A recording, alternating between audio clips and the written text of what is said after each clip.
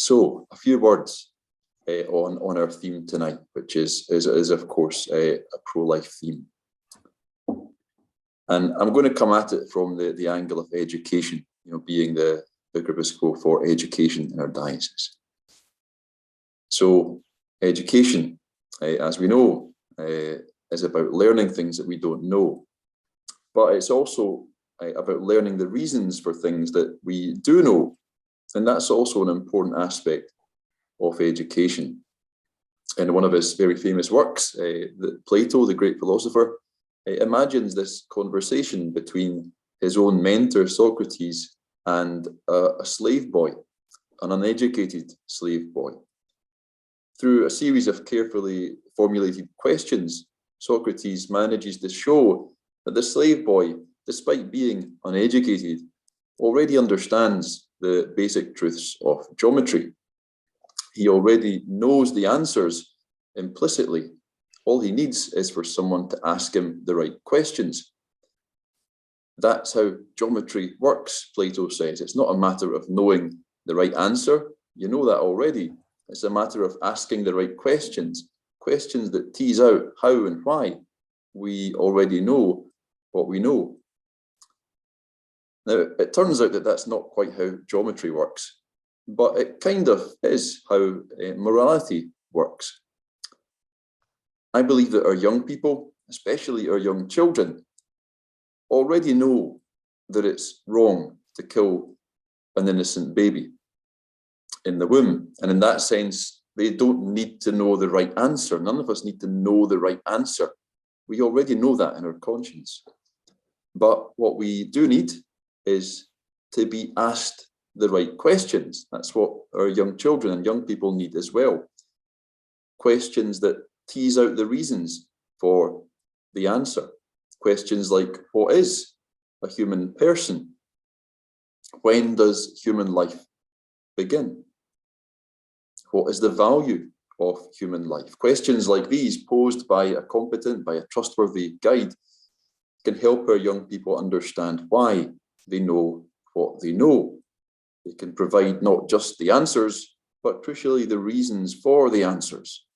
And that's what we need when our answers are challenged, as they are frequently in the culture that we all live in today. That's not all our young people need, though. If we want our young people to be the pro-life generation, and we do, and we've seen great progress on that front across the Atlantic, with really inspiring demonstrations of pro-life commitment from especially young people. If we want that, then we need to educate, or not only to educate them in a culture of life, we also need to safeguard them as best we can from the culture of death. To that end, a little story whose relevance I will explain afterwards. It was recently, actually. I was just visiting a house, an older lady, and she had one of her grandsons round, who came down and joined us in prayer for Holy Communion. It was all very nice. And afterwards, he asked. Well, he was asking me a couple of questions, and one of the ones was about hats. Why is it that boys don't wear hats in church? The age-old question, and girls do. And well, while I was still thinking of the best way to answer the question, he said, well, what if it was this? What if boys have a weaker signal than girls? Of course, he's thinking in terms of Wi-Fi. And you may have guessed from the kind of unusual creativity of that answer, the young man was autistic. A weak signal. So that is exactly the problem half the time. That God speaks to us in our conscience. We know deep down that abortion is wrong. And in that sense, we don't need the right answer. But our secular culture, the culture of death, is like a hat, at least a hat according to that young man's quirky theory of hats. It weakens the signal, it gets in the way, it gets between God and us.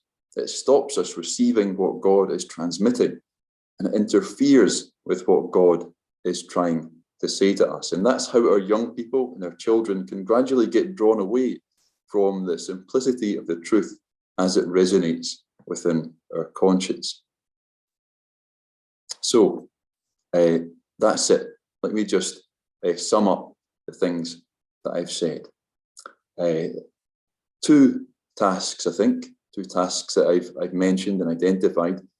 Firstly, to help our young people formulate not just the right answer, but the right questions that lie behind that right answer in order to help them be firm, to firm up that right answer.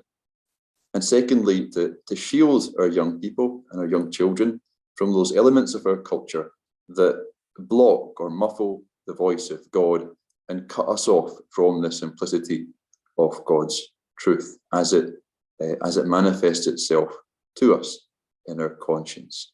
So may St. Andrew, our national patron, intercede for us as we take up these tasks and all the other tasks involving the creation of a pro-life generation in our own nation.